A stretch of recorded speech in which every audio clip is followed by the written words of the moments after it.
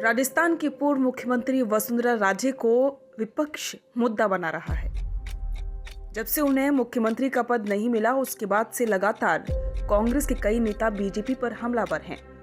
भजनलाल सरकार को पर्ची सरकार भी कहते हैं और अब प्रताप सिंह खाचरियावास ने इसी को लेकर बीजेपी पर निशाना साधा है।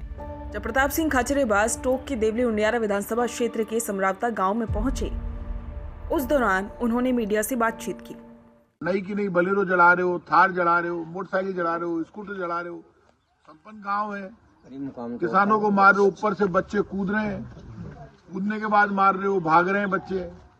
तो समरावता में मैं पहले दिन से समरावता गांव में जो जुल्म हुआ उसके खिलाफ हूँ, गांव वालों के साथ हूँ। लेकिन मैं लेट इसलिए आया, आपको घर में बता दूं, मैंने बयान में भी कहा था कि पहला कर्तव्य बीजेपी की सरकार का। उन्होंने ये कहा था, मुख्यमंत्री भजनलाल जी शर्मा के बिहाफ पे डॉक्टर केवड़ीलाल जी मीणा और जवाहर सिंह बेडम गृह राज्य मंत्री ने, वो यहाँ गांव में आए भी थे, जहां मैं बैठा हूं वहीं थे वो। तो इसी जगह बैठ के उन्होंने कहा न्यायिक जांच कराएंगे और मुआवजा देंगे। ना तो आज तक न्यायिक जांच चालू हुई, ना मुआवजा दिया।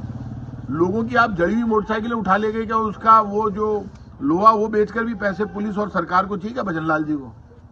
कहीं कर का पीसा को मोटरसाइकिल आप उठा के ले गए? अरे मुकम हुआ है ना, हुआ नहीं, इंश्योरेंस कंपनी वाले आए नहीं, आप कैसे उठा के ले गए? मान लो इंश्योरेंस कंपनी में भी ये मुकदमा दर्ज कराते तो इनको इंश्योरेंस तो मिलता। इंश्योरेंस भी कहा, इंश्योरेंस वाले कहेंगे आपकी गाड़ी कहां जली बताओ, आपने प्रूफ खत्म कर दिया पुलिस ने। जो पुलिस जो पाप कर रही है, यहां से क्यों उठा के ले गई पुलिस? इंश्योरेंस कंपनी वालों को बुलाती, इंश्योरेंस तो होता कम से कम, मौका मुआयना तो करवा देते। इतना डरने की कहां जरूरत थी? पुलिस को गाड़ियों में आग लगाने की जरूरत नहीं थी, मारने की जरूरत नहीं थी लोगों को। और जो पुलिस ने किया है, तो ऐसा कोई डर नहीं है हमारे कि हम पुलिस की झूठी तारीफ करें। पुलिस यहाँ भजन कीर्तन करने आई थी क्या? तो आंसू गैस के गोले चला रही थी, क्या हो गया था? मान लो एक एसडीएम के थप्पड़ लग गई तो दोनों भिड़ रहे थे, एक ने मार ली, मौका लगा तो उसका लगता तो वो मार लेता। वो छात्र नेता रहा, होशियार आदमी, तो उसको लग गया कि मेरे को मुक्का दिखा रहा है, ये मारेगा मेरे, उससे पहले उसने मार ली, लड़ लिए। एक थप्पड़ का जो मुकदमा होता कर दो। आपने इस गांव के बच्चे उठाकर ले गए, टांगे तोड़ दी, अभी तक अस्पताल में पड़े हैं, इलाज चल रहा है उनका। सरकार सो रही है, दो मंत्री आ गए, अब मामला ठंडा कर दिया कि भाई ये लोग बीच में नहीं आ जाए।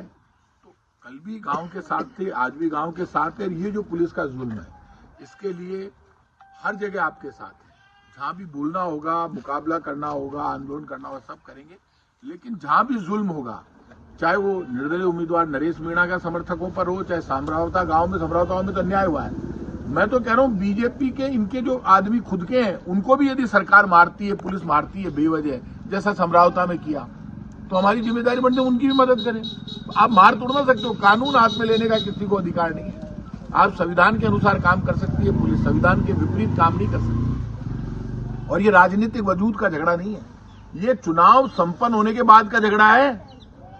चुनाव तो खत्म हो गए और वहां चुनाव खत्म हो चुका था, एक उम्मीदवार धरना दे के बैठ गया, तो रात को क्या पुलिस क्या यहाँ पे कोई लावना लेने के लिए आई थी क्या? रात को सुबह आ जाती? ऐसा तो कुछ हुआ ही नहीं था। उसके बाद थप्पड़ लगने वाले के लग गया था, मारने वाले ने मार ली थी, पूरे दिन अगला धरने पर बैठा रहा, दिन में नहीं आए, रात को आए पुलिस। तो पुलिस किसके इशारे पर आई? क्या मुख्यमंत्री ने इशारा किया? तो क्या मुख्यमंत्री को इतना एक्सपीरियंस नहीं है कि रात को पुलिस नहीं भेजी जाती? और फिर पुलिस को ये किसने कहा कि हर घर में घुस के दरवाजे तोड़ के घुस के मारना है? ऐसा क्या कर दिया था? मीडिया से बातचीत में खाचरियावास ने कहा कि वसुंधरा राजे की कौन चिंता कर रहा है। बीजेपी में वसुंधरा की कोई सुनवाई नहीं है। उन्हें प्रधानमंत्री से मिलने में 1.5 साल लग गया। हमें उनसे सहानुभूति है, लेकिन बीजेपी में अब कोई दम नहीं बचा। पहले वसुंधरा जी संघर्ष करती थी, लेकिन अब बीजेपी में अंदर ही अंदर राजनीति चल रही है। गौरतलब है कि 17 दिसंबर को प्रधानमंत्री नरेंद्र मोदी ने जयपुर में आयोजित कार्यक्रम में पार्वती काली सिंध चंबल पूर्वी राजस्थान नहर परियोजना का उद्घाटन किया था, जिसके बाद कांग्रेस ने भाजपा सरकार पर आरोप लगाया कि एआरसीपी का क्रेडिट तत्कालीन मुख्यमंत्री वसुंधरा राजे को नहीं दिया गया। इससे पहले नेता प्रतिपक्ष टीकाराम जूली ने भी कहा था कि एआरसीपी की शुरुआत वसुंधरा राजे ने की थी। प्रधानमंत्री नरेंद्र मोदी ने राजस्थान के दौरे पर आकर फिर से जुमलों की बरसात की। उन्होंने झूठा आरोप लगाया कि कांग्रेस ने ईस्टर्न कैनाल परियोजना को लटकाया, लेकिन सच्चाई ये है कि एआरसीपी की शुरुआत राजस्थान के पूर्व मुख्यमंत्री वसुंधरा राजे ने की थी और हमारी पूर्ववर्ती गहलोत सरकार ने इसे आगे बढ़ाया था। हालांकि अपने भाषण में पीएम मोदी ने वसुंधरा राजे का जिक्र किया था। उन्होंने कहा था, राजस्थान में बीजेपी शासनकाल की विकास यात्रा भैरव सिंह शेखावत के जमाने से शुरू हुई थी। विकास की इसी परंपरा को वसुंधरा राजे ने आगे बढ़ाया और बीते 1 साल में भजनलाल सरकार इस दिशा में आगे बढ़ रही है। लेकिन कांग्रेस के नेताओं को बड़ी ही आपत्ति है। शुरू से ही भजनलाल सरकार से वे खुश नहीं है और कांग्रेस के कई बड़े नेता भजनलाल सरकार को पर्ची सरकार कहकर ही संबोधित करती हैं। और इसके अलावा पूर्व मुख्यमंत्री वसुंधरा राजे को मुख्यमंत्री का पद न दिया जाने को लेकर भी लगातार कांग्रेस बीजेपी पर हमलावर रहती है।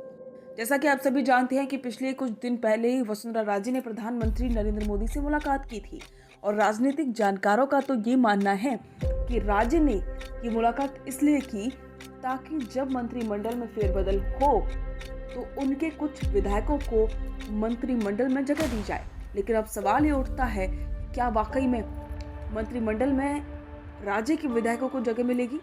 इस पर आपके विचार हमारे साथ साझा करें और बने रहें द फैक्ट इंडिया के साथ।